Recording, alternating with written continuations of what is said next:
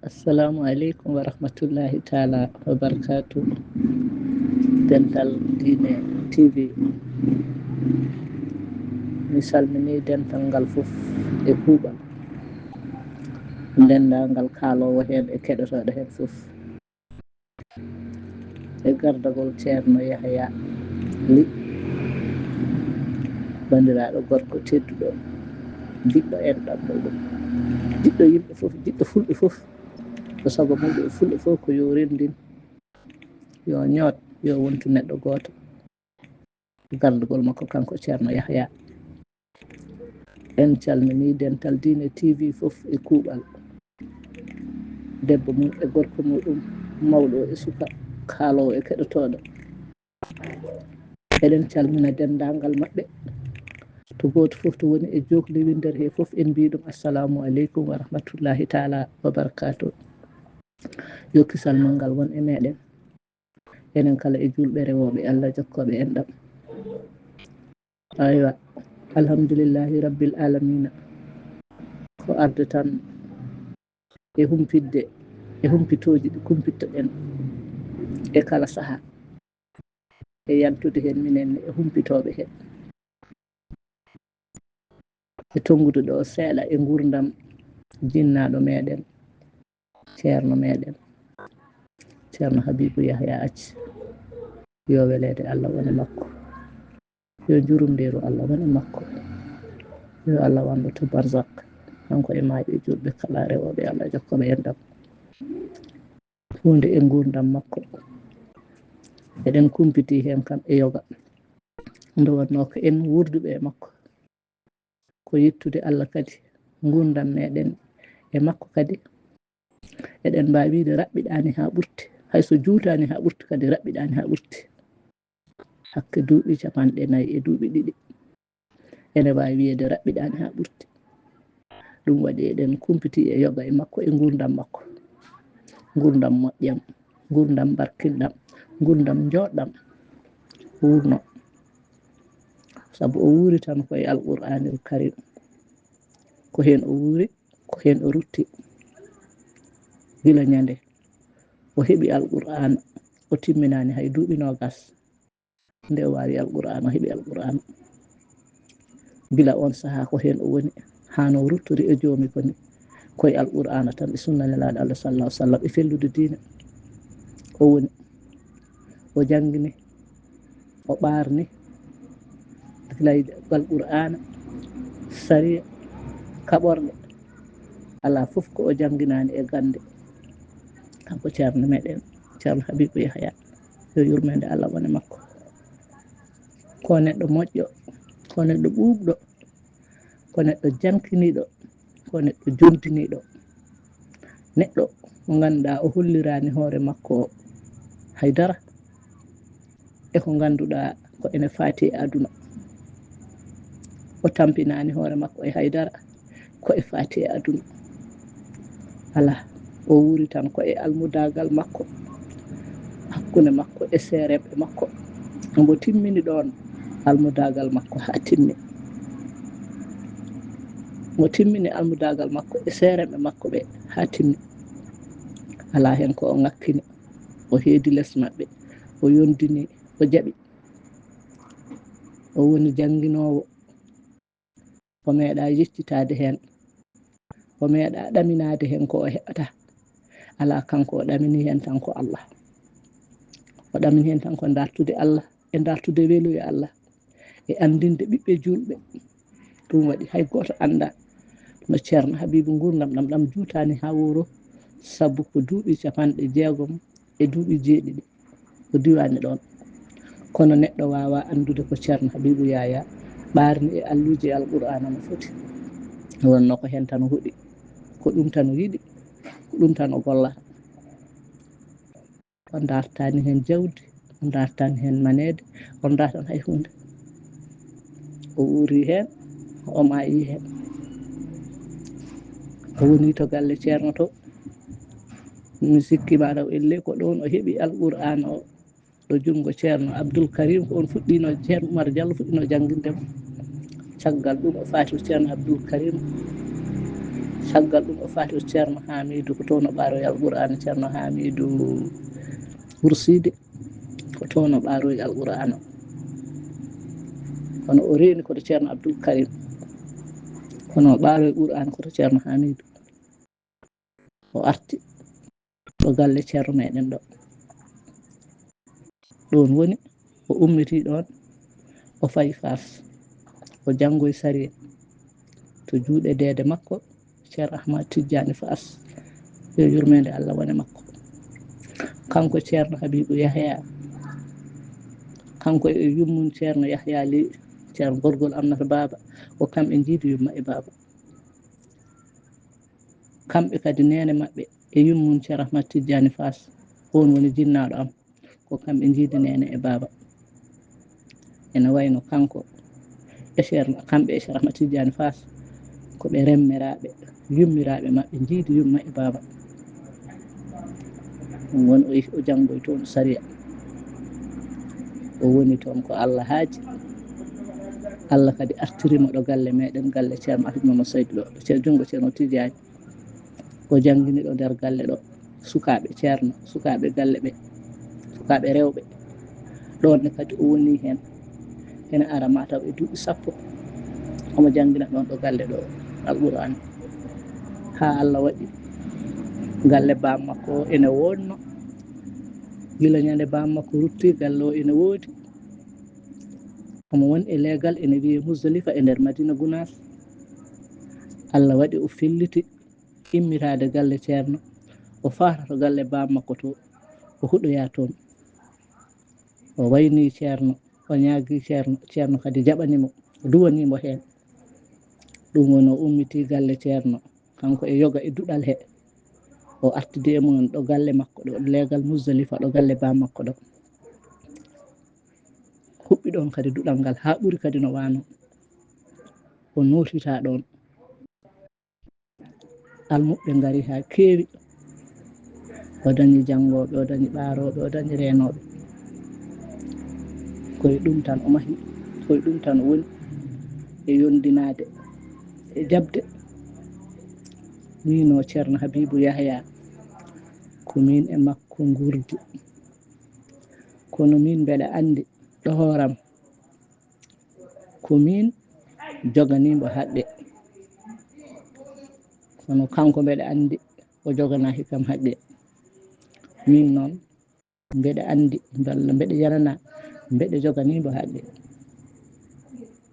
Allah e moƴƴere makko e neware makko ñagotomi Allah tan yo Allah yafuɗum Allah e makko moƴƴude e newade e yankinade e wawde yidde e wawde hursinde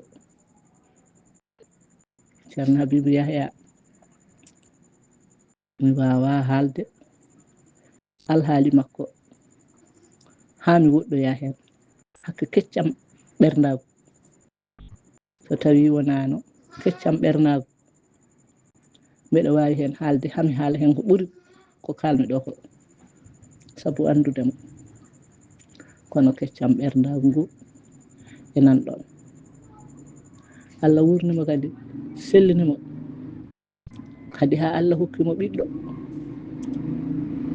o kadi jangi ha cikka daɗimo gandal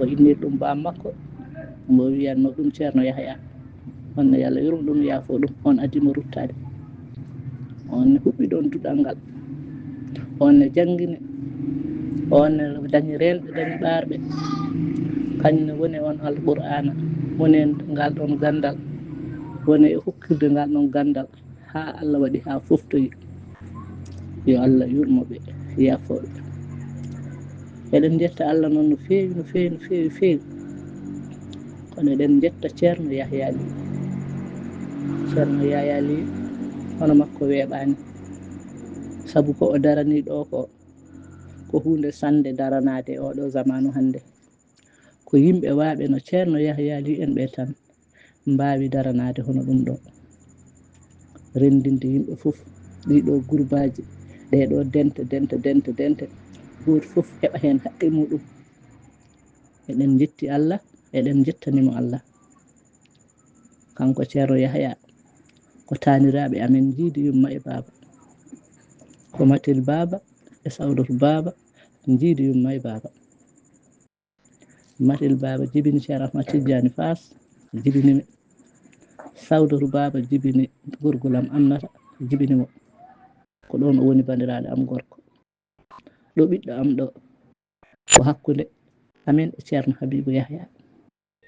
Ko ceerno Habibou Yahya wonno ceernam, woni kadi ceernam ha ñalawma janngo. Kanko kadi e goggo Aminata baba jiidi yumma e baba. Ɗum waɗi mi wawa haalde enɗam hakkunde amen e gilli e cehilagal gonɗam hakkunde enɗam amen ɗam. Kono noon emin jetti Allah no feewi, emin jettadimo kadi kanko Yahya Ly. Allah eɗen ñagonomo Allah yo ɗum ɗo juut ɓoya, barke Allah e nelaɗo Allah, barke Cheikhna Ahmad Tidiane. Eɗen jetti Allah noon no feewi, eɗen duwano kadi dente ɗe fof, dental Dine TV e dendagal dente ɗe eɗen duwanoɓe hamɓe dente ɓe goto fof ene waɗi e dental dente he fodde muɗum, ene waɗi hen darde muɗum. Kono hatta ha joni yiyen ɓeydu tan tinnade, saabu ko rendini dental weeɓani. Kono kadi so dental rendi woto won mere, so dental rendi yo jibin ha heewa ha heewa ha heewa. Kono Allah ko moƴƴo noon, eɗen ñaagui Allah subhanahu wa taala fandare ɗeɗo dente, dendugol muɗum e wallodirde muɗum e jokkere enɗam muɗum, yo Allah newna ene fof goto fof no darori e jokkere enɗam he e wallodirde e dente he. Minen de emin belti no feewi, amin belti e ɗeɗo dente, belti e dental Dine TV, saabu ko keɗotoɗa hen ko gandata hen ko janggata hen ko, ɗum so tawi wonano hono ni a dañatano ɗum. Ndeke noon ko yettude Allah e ɓeydude tinnade goto e meɗen kala, ɓeydo tinnade e dental he.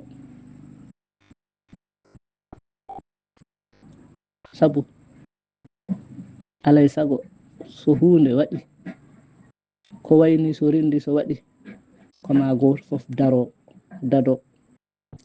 ɗo banggue muɗum ɗo. Ɗum saaha nde ɓeydo wawde darade, ɓeydo wawde wonde.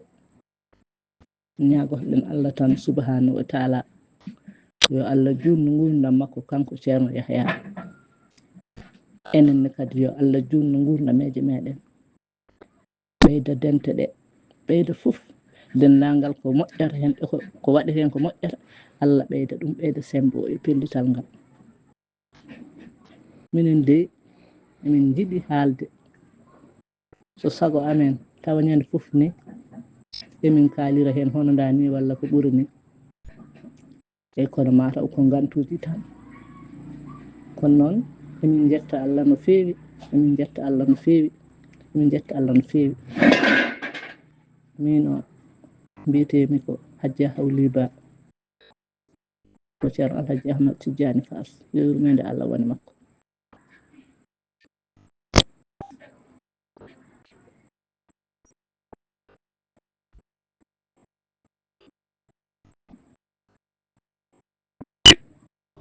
Gorgolam Aminata Yahya ko neɗɗo moƴƴo o wonno, kadi ɗum iwata, wiyete ko woni ko iwata, ko neɗɗo jokkannoɗo enɗam, ko neɗɗo bawnoɗo jokkude enɗam, ko neɗɗo jinnoɗo enɗam makko. Enɗam makko dewol e gorol ala majjuɗom, enɗam makko dewol gorol ala mbo o waɗanani ñalade jokkude e mum enɗam. Ko ɗum waɗi ala ko jaranani en e ɓesgu makko. Ɓesgu makko debbo e gorko, ɓiɗɗo e taniraɗo ene jarana en hunde fof, saabu moƴƴere makko, saabu cehilagal makko e bandi ko en. Ko en jetti Allah tan subhanahu wa taala towɗo o. Eɗen ñaago Allah yo Allah waɗan en jaam, yo Allah reen, yo Allah hisnu, yo Allah ɓeydu dental ngal. emin jiiɗi haaldude ko nafata e kono noon ɗemɗe ɗe gona tonguitaɗe kono noon so tawi Allah jaaɓi ha yesso tan ko lawol ɗum ɗo ko fuɗɗagol tan emin mbuɓɓo tan emin ɗeɓi mankude andude holno alhaali o holno alhaali dente ɗe dental ngal yarete kono ene wawi so tawi min jeehi hen ha min paami juɓɓude dental ngal no feewi inchallahu taala ma en mbaw kadi haaldude ko ɓuri ɗum ɗo alhamdulillahi rabbil alamina jettoɗe godani Allah mi salminima ceerno Yahya mi salmini dental Dina TV fof mi juurimama ɓe mi ñaguima duwaw neldi duwaw yo Allah waɗanen jaam yo Allah ren hisna so barkanaɗo Allah sallllahu alayhi wa sallam barka Ahmad Tidiane assalamu aleykum wa rahmatullahi taala wa barakatuh fi amanillah